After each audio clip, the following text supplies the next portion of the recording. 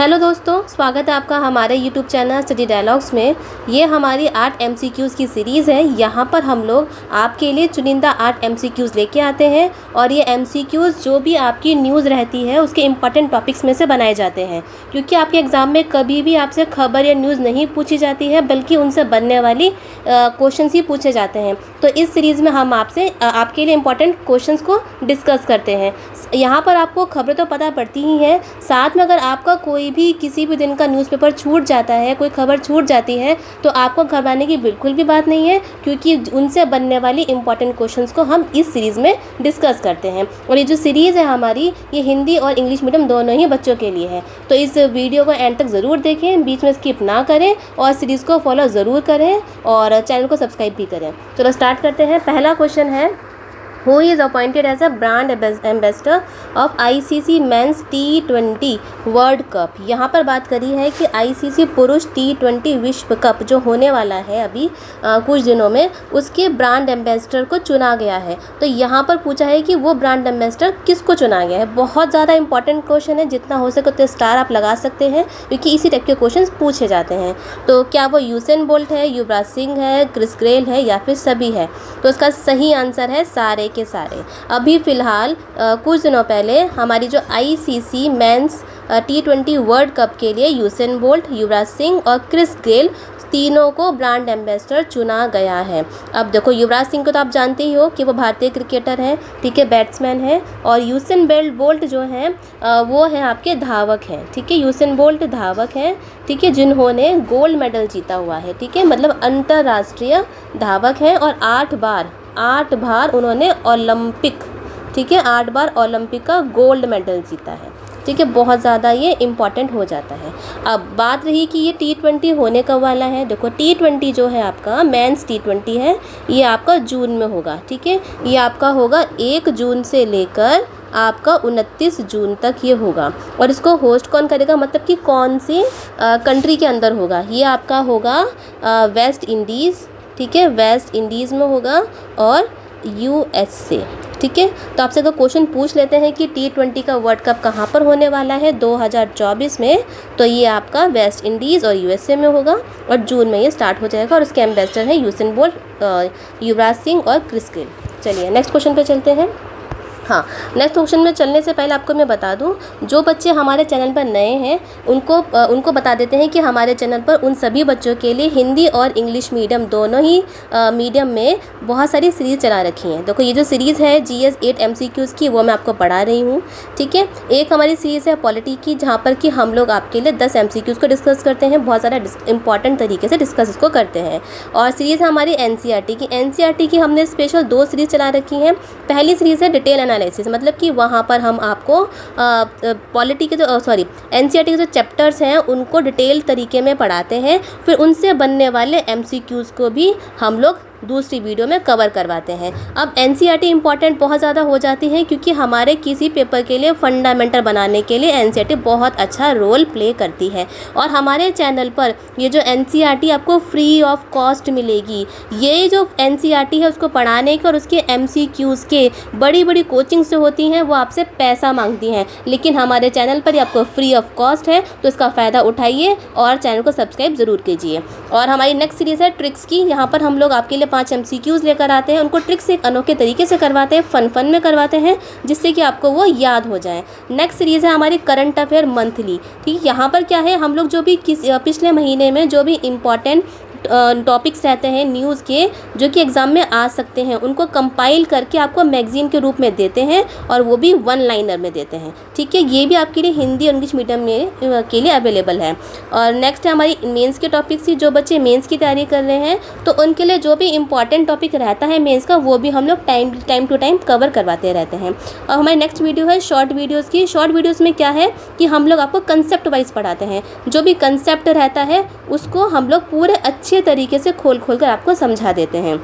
और हमारे चैनल की कम्युनिटी में हम लोग रेगुलरली क्वेश्चन डालते हैं, जिससे कि आपको प्रैक्टिस हो जाए। तो चैनल में जाइए, देखिए और सब्सक्राइब ज़रूर करिए। चलिए नेक्स्ट क्वेश्चन देख लेते हैं हमारा, कि which of the following countries has become the 119th member of international solar alliance. यहाँ पर ये पूछा है कि निम्नलिखित में से किस देश को अंतर्राष्ट्रीय सौर गठबंधन के 119वें सदस्य के रूप में नियुक्त किया गया है। ठीक है, क्या रोमानिया है, माल्टा है, भारत है या फिर ग्रीस है? तो इसका सही आंसर है माल्टा। ठीक है, इसका सही आंसर क्या है?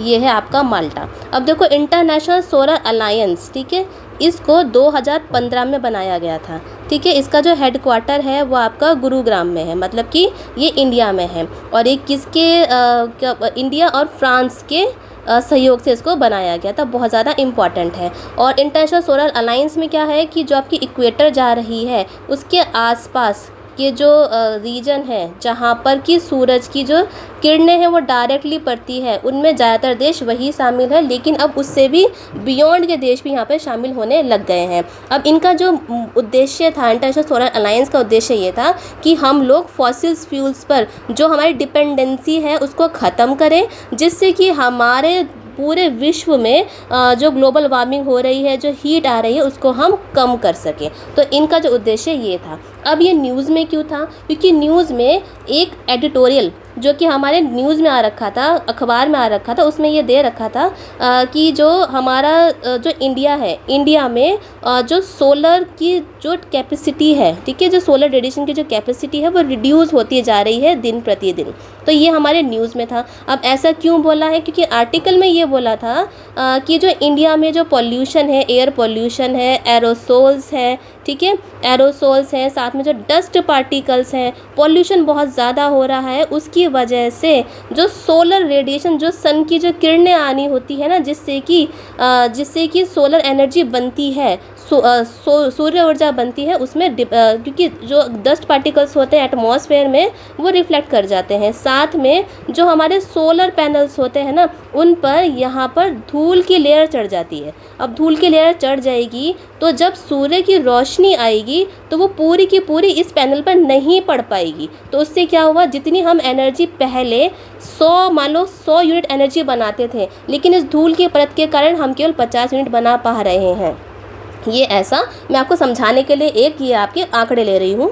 ठीक है, जहाँ पे मान लेते हैं कि पहले 100 बनाते थे, लेकिन धूल के कारण, एरोसोल्स और पोल्यूशन के कारण 50 ही बना पा रहे हैं। तो स्टडी में यही बताया गया है कि डस्ट की वजह से, एरोसोल्स की वजह से, पोल्यूशन की वजह से जो कैपेसिटी है इंडिया की सोलर एनर्जी को प्रोड्यूस करने की, वो दिन प्रतिदिन घटती जा रही है। तो ये तो थी न्यूज़, और न्यूज़ से जो क्वेश्चन बनता था वो मैंने आपको बता दिया कि आपसे इस टाइप का क्वेश्चन पूछा जा सकता है। चलिए, और हेडक्वार्टर आपको बता दिया कि गुड़गांव में है। इंडिया और फ्रांस ने मिलकर बनाया था और 2015 में इसको स्टार्ट करा था, और 119वां जो भी लेटेस्ट मेंबर है वो आपका माल्टा है।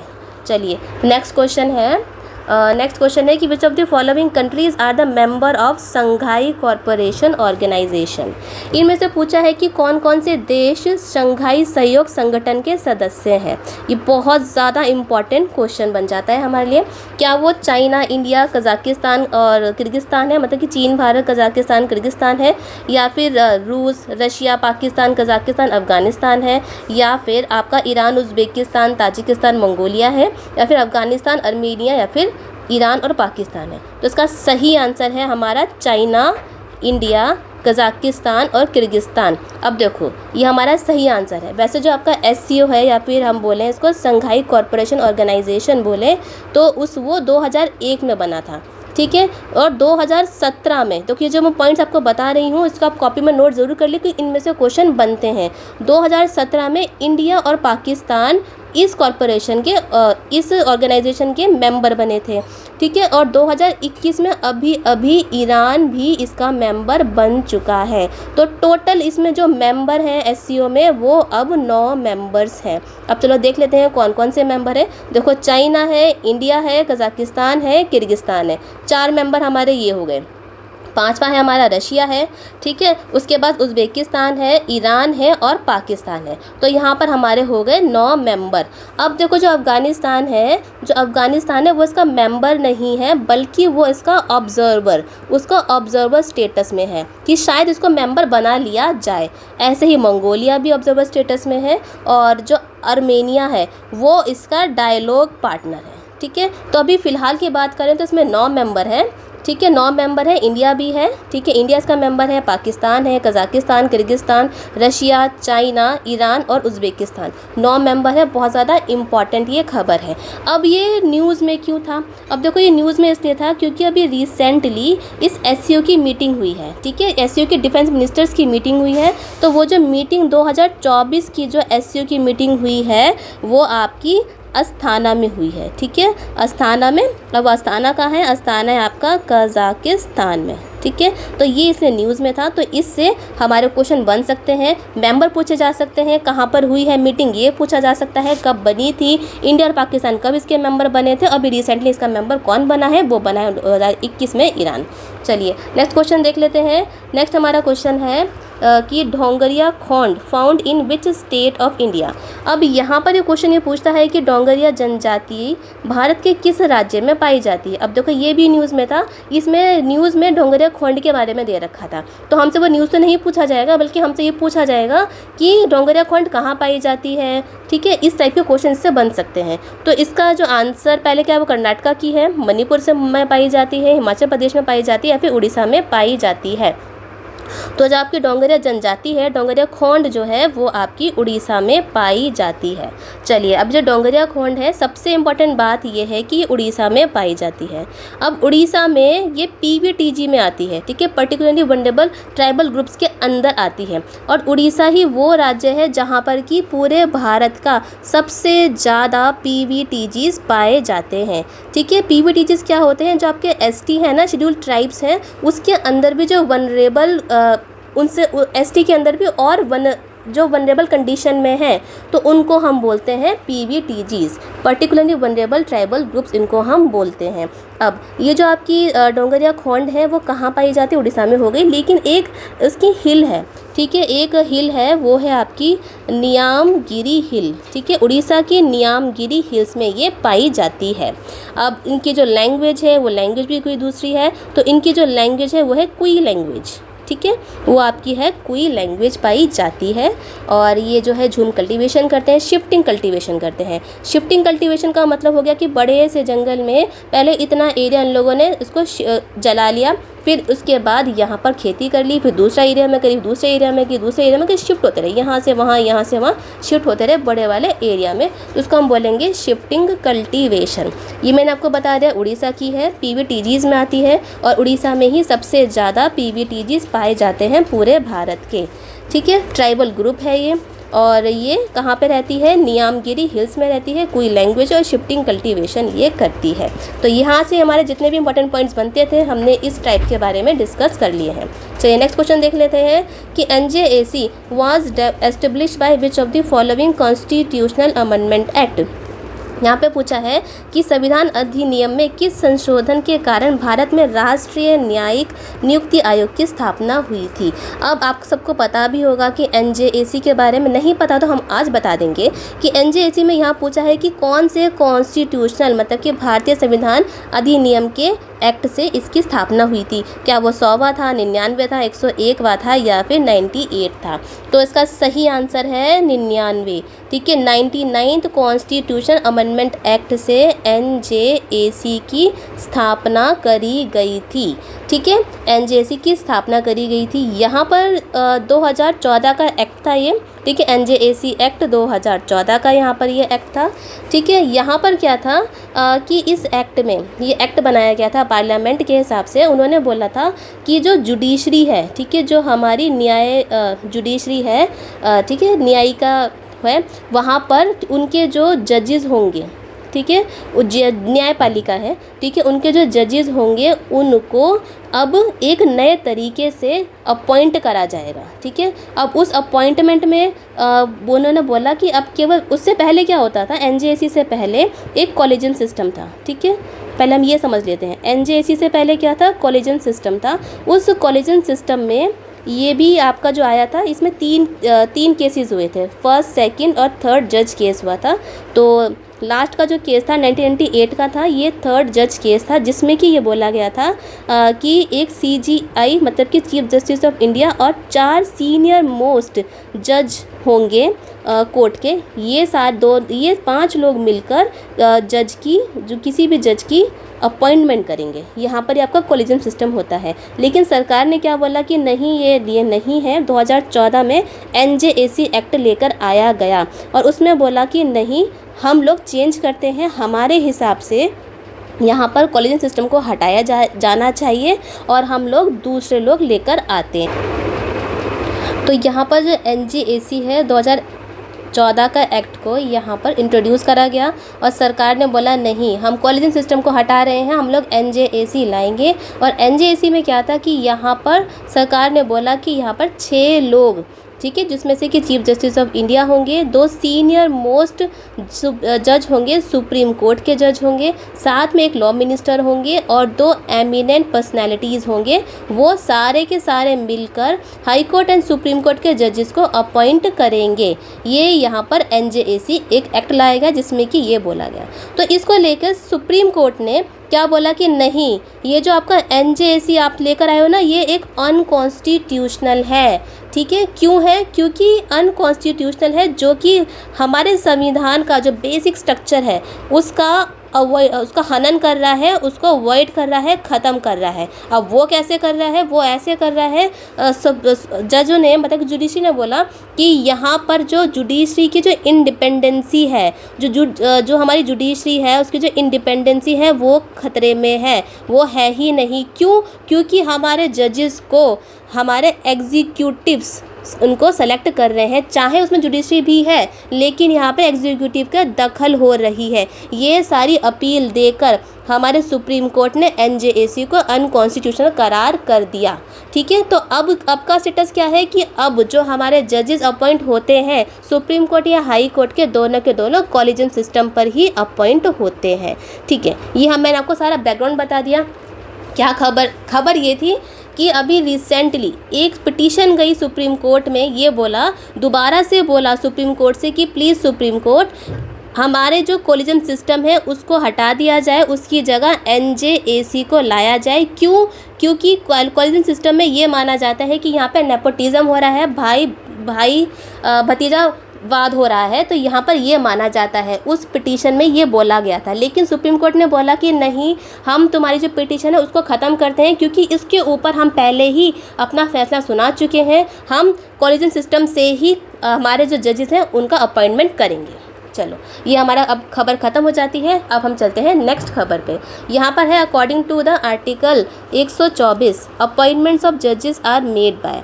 यहाँ पूछा है कि अनुच्छेद 124 के अनुसार न्यायाधीशों की नियुक्ति किसके द्वारा की जाती है? तो यह है राष्ट्रपति, प्रधानमंत्री, मुख्य न्यायाधीश मतलब कि चीफ जस्टिस ऑफ इंडिया, या फिर स्पीकर ऑफ लोकसभा के अध्यक्ष। अब यहाँ पर बात हुई है आर्टिकल 124 की। यहाँ पूछा है 124 आर्टिकल के अंदर अपॉइंटमेंट कौन करता है? तो यहाँ पे अपॉइंटमेंट करता है हमारे प्रेसिडेंट साहब करते हैं। अब देखो, ये जो क्वेश्चन है जो मैं आपको NJAC का जो क्वेश्चन बताया है उसी से रिलेटेड है। ठीक है, आर्टिकल 124 के अंदर ही जो एस्टेब्लिशमेंट होता है या फिर कंपोजिशन होता है सुप्रीम कोर्ट ऑफ इंडिया का, जिसमें कि आपको चीफ जस्टिस ऑफ इंडिया मिलेंगे, सुप्रीम कोर्ट के जजेस मिलेंगे, उन सब को आर्टिकल 124 के अंदर हमारे प्रेसिडेंट ही अपॉइंट करते हैं, चाहे कॉलेजियम सिस्टम से। ठीक है, कॉलेजियम सिस्टम से उनको नॉमिनेशन कर देते हैं, हमारे मतलब जजेस का नॉमिनेशन कर देते हैं। उसके बाद जो अपॉइंटमेंट की जो मोहर होती है वो प्रेसिडेंट ही करते हैं। तो बस इस क्वेश्चन में इतना ही है। चलिए नेक्स्ट क्वेश्चन पे चलते हैं। नेक्स्ट क्वेश्चन है कि patriot air defence missile system is developed by. यहाँ पूछा है कि पैट्रियट मिसाइल रक्षा प्रणाली किस देश द्वारा निर्मित की गई है। बहुत ज़्यादा इम्पॉर्टेंट क्वेश्चन है, क्योंकि आजकल इसी टाइप के क्वेश्चन पूछे जा रहे हैं। युद्ध का माहौल बना हुआ है, चाहे यूक्रेन हो, रशिया हो, ईरान हो, इजराइल हो, कहीं ना कहीं हमें युद्ध देखने को मिल ही जाता है। तो ये उसी के ऊपर बेस है। तो यहाँ पर पूछा है कि patriot air defence missile system किस देश के द्वारा बनाई गई है, डेवलप करी गई है। क्या वो अमेरिका है, इजराइल है, यूक्रेन है, या फिर ये भारत है? तो ये है अमेरिका। ठीक है, ये है अमेरिका। ठीक है, इम्पॉर्टेंट है, बहुत ज़्यादा इम्पॉर्टेंट है। यहाँ पर क्या है कि ये जो अमेरिका की जो ये मिसाइल सिस्टम है, ये जो ऑल वेदर ठीक है। ये ऑल वेदर मतलब कि सभी मौसम में चलने वाली, कोई सा भी मौसम क्यों ना हो। और सरफेस से एयर मतलब कि यहाँ से उड़ेगी और एयर में ये अपना निशाना दागेगी। ये एक मिसाइल है, इसको अमेरिका ने बनाया है, बहुत ज़्यादा इम्पॉर्टेंट हमारे लिए ये काम करती है, ठीक है। अब इसको अमेरिका ने पहली बार नहीं बनाया है, बल्कि इसका अमेरिका पहले भी यूज़ कर चुका है। 1991 में गल्फ वार में इसका यूज़ कर चुका है अमेरिका, ठीक है। बहुत ज़्यादा इम्पॉर्टेंट हमारे लिए हो जाती है। अब इसका जो टारगेट है, ठीक है, जो टारगेट है, मिसाइल तो ये छोड़ेगा, ठीक है। ये टारगेट है पूरा का पूरा 160 किलोमीटर की दूरी तक अपने टारगेट को ये हिट कर सकती है। अब सोचो कितनी ज़्यादा पावरफुल ये मिसाइल है। अब ये खबरों में क्यों थी? खबरों में इसलिए थी क्योंकि जो यूक्रेन के जो प्रेसिडेंट हैं, ठीक है, जो यूक्रेन के प्रेसिडेंट हैं, जिनका की जो झगड़ा है, जो वार है, वो रशिया के साथ हो रहा है, यूक्रेन का। तो उसके जो प्रेसिडेंट है यूक्रेन के, ठीक है, वो है आपके ज़ेलेंस्की, ठीक है। ज़ेलेंस्की जो है, इन्होंने अमेरिका से बोला है कि आप हमें एड तो दे ही रहे हो, ठीक है, क्योंकि जो अमेरिका जो है वो यूक्रेन को सपोर्ट कर रहा है रशिया के खिलाफ लड़ने के लिए। आप सबको भली भांति पता भी होगा।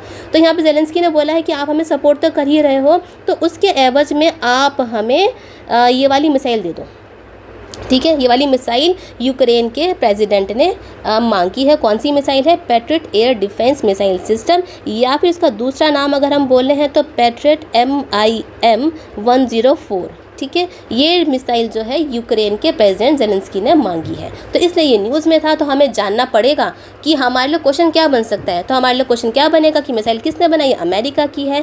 पहली बार इसको यूज़ नहीं करा है, गल्फ वार में यूज़ कर चुके हैं, और सरफेस टू एयर मिसाइल है, ठीक है। ऑल वेदर मिसाइल 160 किलोमीटर तक का निशाना दागे सकती है। चलिए नेक्स्ट क्वेश्चन पे चलते हैं। नेक्स्ट है हमारा और लास्ट क्वेश्चन है कि ब्रू और Reang is a community indigenous to. यहाँ पूछा है ब्रू या फिर रियांग, ठीक है। ये ब्रू कॉफ़ी के बारे में बात नहीं हो रही है, ये जनजाति के बारे में बात हो रही है कि समुदाय भारत के किस क्षेत्र के मूल निवासी हैं, ठीक है, किस क्षेत्र के मूल निवासी हैं। तो क्या वो उत्तर पूर्वी के हैं, हिमालय के हैं, पश्चिमी घाट के हैं, या फिर अरावली के हैं। तो ब्रू या फिर रियांग जो जनजाति है, समुदाय है, ये आपको नॉर्थ ईस्ट मतलब कि उत्तर पूर्वी रीजन में आपको ये मिल जाता है, ठीक है। ये जैसे कि हमारा इंडिया हो गया, तो इस साइड में जो हमारा नॉर्थ ईस्ट एरिया है, यहाँ पर ये मिल जाता है। अब ये एक पर्टिकुलर स्टेट में नहीं मिलता है, ये आपको ज़्यादातर आपको मिलेंगे ये त्रिपुरा में, ठीक है, त्रिपुरा में मिलेंगे, मिज़ोरम में मिलेंगे और असम में ये मिल जाते हैं, ठीक है। तो लगभग 3 ये आपको 3 स्टेट में ये मिल जाएंगे। अब त्रिपुरा में इन जो ब्रू जनजाति है, इनको त्रिपुरा ने पर्टिकुलरली वनरेबल ट्राइबल ग्रुप का दर्जा दे रखा है, ठीक है। ये हमारे लिए इम्पोर्टेंट हो जाता है। नेक्स्ट हमारे लिए पॉइंट ये है कि ये जो ग्रुप है, ये जो समुदाय है, ये तिब्बतो बर्मन फैमिली का है, ठीक है। तिब्बतो बर्मन फैमिली से ये बिलोंग करता है, ठीक है। ये हमारे लिए इम्पॉर्टेंट हो जाता है, ठीक है। और इनकी जो लैंग्वेज अगर हम बोलें तो लैंग्वेज कौन सी बोलते हैं, क्योंकि लैंग्वेज के बारे में बहुत ज़्यादा पूछ लिया जाता है। तो इनकी जो लैंग्वेज है उसको हम बोलते हैं काउब्रू, ठीक है, काउब्रू बोलते हैं इनकी लैंग्वेज को। अगर देखा जाए तो मोटा मोटा हम बोल सकते हैं कि ये इनके कोक बोरोक, ठीक है, कोक बोरोक भी डायलेक्ट से उससे मिलती जुलती है ये, ठीक है। अब ऑक्यूपेशन क्या है, देखो जनजातियां हैं, ठीक है, नॉर्थ ईस्ट में रहती हैं, तो ये ज़्यादातर ये झूम कल्टीवेशन ही करती हैं, मतलब कि जलाती हैं, उगाती हैं, फॉरेस्ट को जलाना, उगाना, जंगलों को जलाना, फिर उनमें से उगाना, ये इनका झूम कल्टीवेशन इनका बेसिक ऑक्यूपेशन है, ठीक है। और अगर रिलीजियस के बारे में बात करें तो ये हिंदू लोग होते हैं ज़्यादातर, ठीक है। और बस इतना ही है, यहाँ पर हिंदू लोग हैं, और ये जो अपनी जो मैरिज करते हैं, ठीक है, जो शादियाँ करते हैं, ये अपने ही कम्युनिटी में करते हैं, बाहर ये नहीं करते हैं। तो यहाँ पर हमने पूरा का पूरा जान लिया, जो भी इंपॉर्टेंट क्वेश्चन हमारे बनते थे, पिछले न्यूज़ में से जो इंपॉर्टेंट क्वेश्चन बनते थे वो हमने जान लिए हैं, ठीक है। और आगे जो न्यूज़ आएंगे उनको जो क्वेश्चन बनेंगे, ऐसे हम वीडियो आपके लिए लाते रहेंगे। तो इस वीडियो को सीरीज़ को ज़रूर फॉलो करें। अगर इसमें से कोई भी डाउट है तो आप कमेंट सेक्शन में हमें बता सकते हैं, बेझिझक बताइए, पूछिए हमसे, हम आपको उसका आंसर ज़रूर देंगे। और वीडियो कैसी लगी ये भी बताइए, और अपने फ्रेंड्स के साथ इस वीडियो को शेयर ज़रूर करिए, और वीडियो को लाइक करिए, और हमारे चैनल को सब्सक्राइब ज़रूर करिए। चलो मिलते हैं नेक्स्ट वीडियो में। Happy learning.